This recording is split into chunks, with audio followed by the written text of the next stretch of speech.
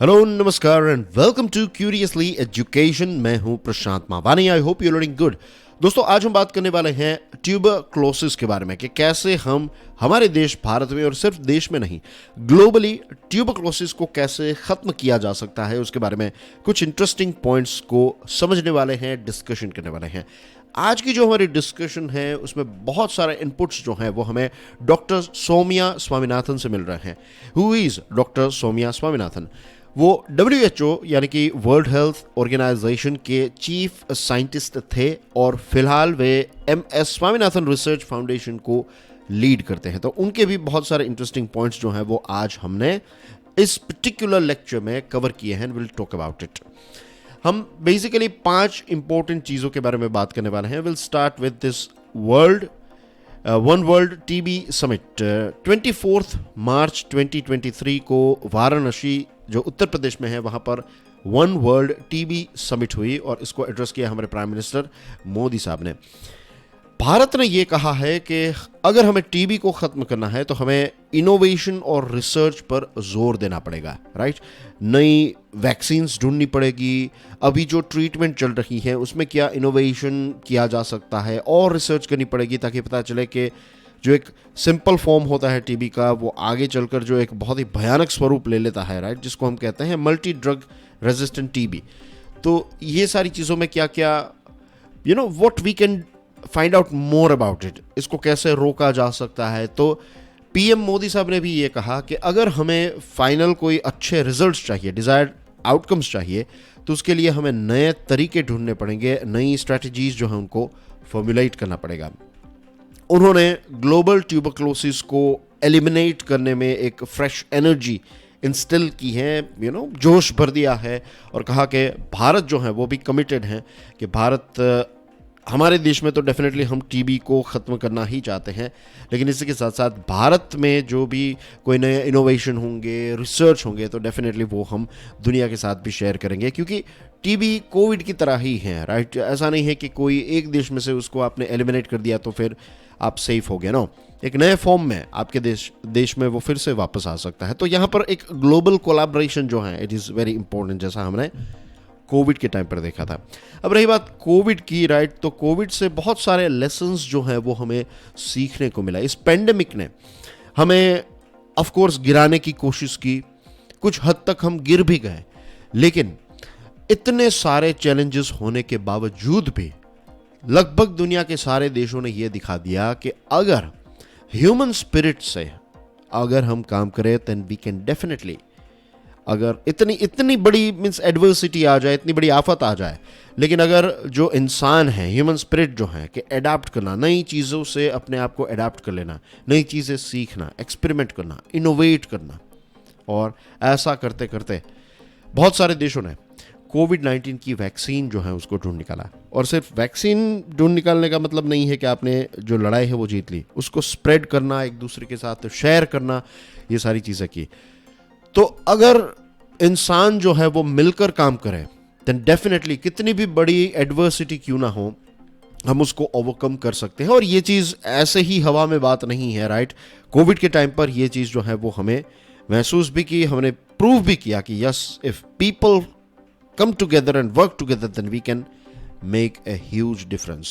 और TB को ख़त्म करने के लिए we need the same spirit कि अगर हम कोविड जैसी सिचुएशंस को हैंडल कर सकते हैं तो डेफिनेटली TB तो बहुत ही फेमिलियर है। कोविड को क्या कहते थे? कोरोना वायरस जो है इसको कहते थे नोवेल कोरोना वायरस। याद है वो शब्द, नोवेल कोरोना? नोवेल यानी कि new virus, new corona virus. इसके बारे में बहुत ही कम इंफॉर्मेशन थी हमारे पास, लेकिन TB के साथ जुड़ी हुई बहुत सारी इन्फॉर्मेशन है। मीन्स कितने दशकों से TB जो है वो चल रहा है, तो इतनी सारी इन्फॉर्मेशन है, इतना फेमिलियर है। तो अगर कोविड में हम परफॉर्म कर सकते हैं तो डेफिनेटली TB में तो कर ही सकते हैं। वही वो स्पिरिट को फिर से इंस्टिल करने की ज़रूरत है। और रही बात भारत की, तो भारत को कोविड के टाइम पर फार्मेसी ऑफ द वर्ल्ड कहा जाता था, क्योंकि एक समय था जब हमारे पास PP किट्स भी नहीं थी, हमारे यहाँ पर मैन्युफैक्चरिंग भी नहीं होती थी, लेकिन कुछ ही समय के अंदर हम इसके प्रोड्यूसर भी बन गया, एक्सपोर्टर भी बन गया। And it applies for mostly everything associated TB, associated with Covid. तो PP किट्स आ गई, मास्क आ गए, फिर वैक्सीन बनाई तो वैक्सीन भी हम एक्सपोर्ट करने लगे, एंड थिंग्स लाइक दैट। तो वही चीज़ है, 3 स्टेजेस जो इसके हैं सबसे इंपॉर्टेंट, एक तो है prevention, second is testing and the third one is treatment. तो ये तीनों लेवल्स को हमें मिलकर कोविड में जो अप्रोच किया उसी प्रकार का अप्रोच जो है वह यहाँ पर करना पड़ेगा। और अगेन रिसर्च जो है that will help a lot, innovation की जो स्पिरिट है that will help us a lot. फिर भारत के अभी तक के उठाए गए स्टेप्स टीबी को लेकर जो जो चीज़ें हमने की हैं, फॉर एग्जांपल भारत की जो फाइट है ट्यूबरक्लोसिस के खिलाफ, तो पिछले कुछ सालों से इसके एफर्ट्स जो हैं वो बढ़ चुके हैं और इसके रिजल्ट्स भी जो हैं वो काफ़ी अच्छे नज़र आ रहे हैं।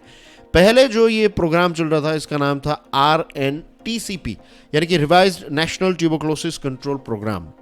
फिर उसका नाम चेंज करके कर दिया है नेशनल टीबी एलिमिनेशन प्रोग्राम, जिसको हम NTEP के नाम से जानते हैं। अब जो 3 चीज़ें हमने देखी ना कि 3 बड़ी चीज़ें हैं, एक तो है फाइंड करना, right, number 1 is to find, कि पता चले कि भाई किन लोगों के अंदर टीबी है।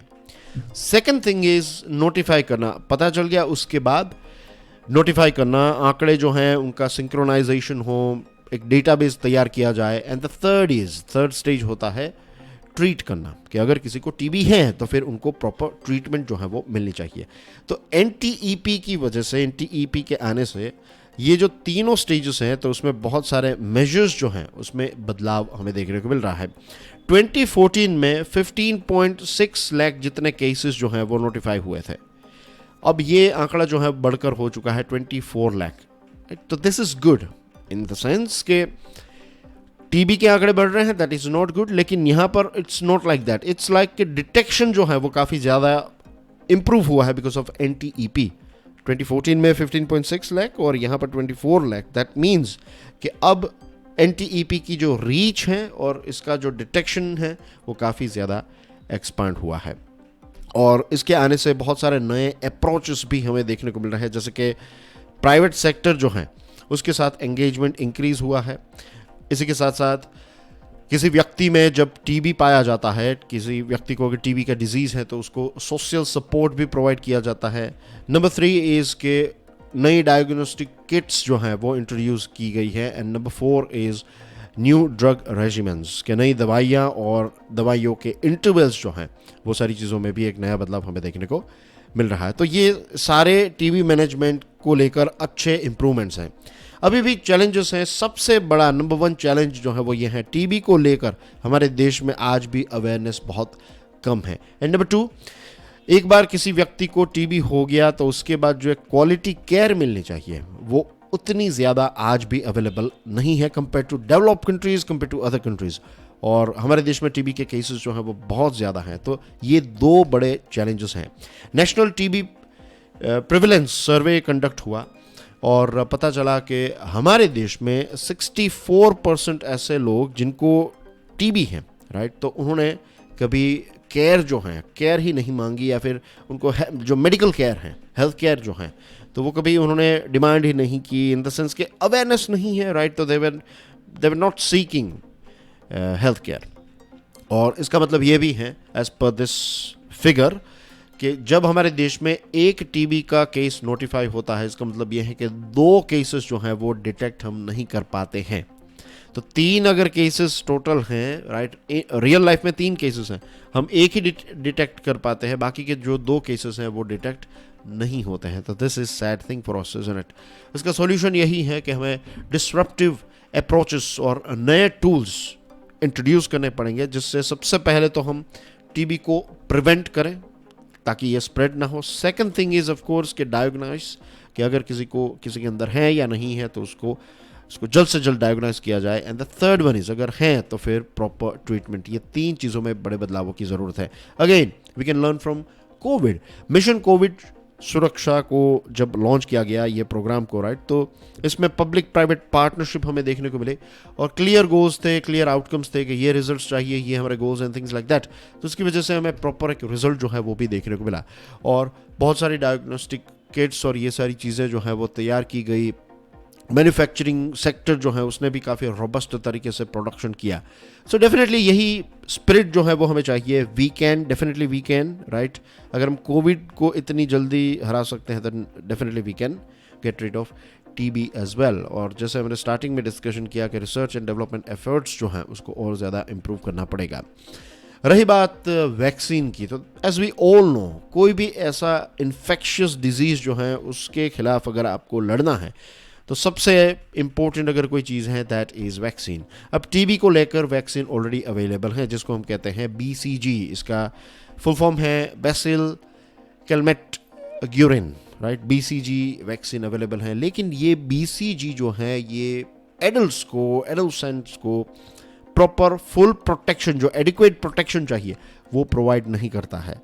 तो इसको और ज़्यादा इम्प्रूव करने की ज़रूरत है। और जिस स्पीड और एफिकेसी से कोविड की वैक्सीन 1 साल के अंदर हमने बनाई थी, अगर वही स्पिरिट से काम किया जाए, वही प्रायोरिटीज सेट की जाए, तो टीबी की भी वैक्सीन जो है वो जो बहुत ही जल्द बनाई जा सकती है।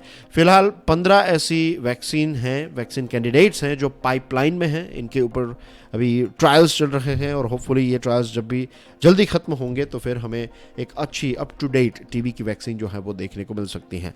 इसी के साथ साथ जो टेस्टिंग है इसको और ज़्यादा एक्सेसिबल और अफोर्डेबल बनाने की ज़रूरत है।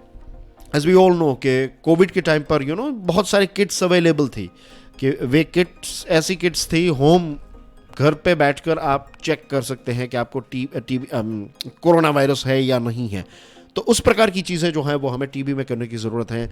नेज़ल और tongue swab based tests for TB will make it really really fast. और यहाँ पर टीबी में यही चीज़ है कि उसका डिटेक्शन जो है वो थोड़ा वक्त लगता है। तो अगर ऐसी कोई क्विक भले ही आपको एक प्राइमरी बेस पर पता चल जाए कि नहीं मुझे टीबी है, फिर उसके बाद आप हॉस्पिटल जाकर फर्दर चेकअप्स जो है वो करवा सकते हैं। इसी के साथ जो hand held digital x-ray machines हैं जो आर्टिफिशियल इंटेलिजेंस के सॉफ्टवेयर के साथ जुड़े हुए हों, ऐसे कोई लेटेस्ट मशीन्स का अगर इस्तेमाल किया जाए तो गांव-गांव जाकर लोगों की स्क्रीनिंग जो है वो की जा सकती है। और फिर जो रेजिमेंट्स हैं उनको भी और ज़्यादा इफेक्टिव बनाया जा सकता है। रेजिमेंट्स का मतलब यहाँ पर ये होता है कि दवाई का जो डोज है, एक दिन में कितनी बार दवाई लेनी है, कितने महीने तक लेनी है, ये सारी चीज़ों में भी हम और ज़्यादा इम्प्रूवमेंट जो है वो ला सकते हैं। फाइनली ये सारी चीज़ें तभी पॉसिबल हैं जब rules and regulations, policy framework जो हैं, जब इनोवेशन को सपोर्ट करने वाली पॉलिसीज़ हम बनाएं, तभी ये सारी चीज़ें जो हैं वो पॉसिबल हैं। और ज़्यादा कोलैबोरेशन की ज़रूरत है। Policy makers, scientists, product developers, clinical researchers, और सिर्फ हमारे देश के नहीं, अक्रॉस द रीजन डिफरेंट देशों के ये सारे रिसर्चर्स, पॉलिसी मेकर्स मिलकर काम करें। और इतना ही नहीं, एक ही देश के अंदर स्टेट लेवल की सरकार, सेंट्रल लेवल की सरकारों के बीच में भी एक कोलैबोरेशन जो है वो बहुत ही इम्पोर्टेंट है। और ये भी किया जा सकता है ग्लोबल कोलैबोरेशन के लिए, जो स्टैंडर्ड्स हैं, जो रेगुलेटरी प्रोसेसेस हैं, उसको और ज़्यादा सिंक्रोनाइज्ड किया जा सकता है। कि अगर हमारे देश में टीबी की कोई वैक्सीन है तो उसके ट्रायल की जो प्रोसेस है उसका एक स्टैंडर्डाइजेशन होना चाहिए, उसकी रेगुलेटरी प्रोसेसेस होने चाहिए। तो यूके भी उसको माने, यूएसए भी माने, यूएसए की जो चीज़ें हैं वो हम माने, तो इट विल बी लाइक किसी एक देश को इसमें सफलता मिली तो बाकी सारे देश जो हैं उस पर्टिकुलर वैक्सीन को अपने देश में जल्द से जल्द इम्प्लीमेंट कर पाएंगे। And this is how we can get rid of TB at a global level, isn't it? So that's basically everything, right. आज के ज़माने में ये इन्फेक्शियस डिजीज़ जो है ये सबसे बड़ा किलर जो है वो नहीं होना चाहिए। We need to get rid of TB, of course, together we can. And that's basically everything in today's discussion. Thank you very much for watching this video. Do spread the awareness about TB. This is Prashant Mamani signing off. Thank you very much. God bless you all. Jai Hind.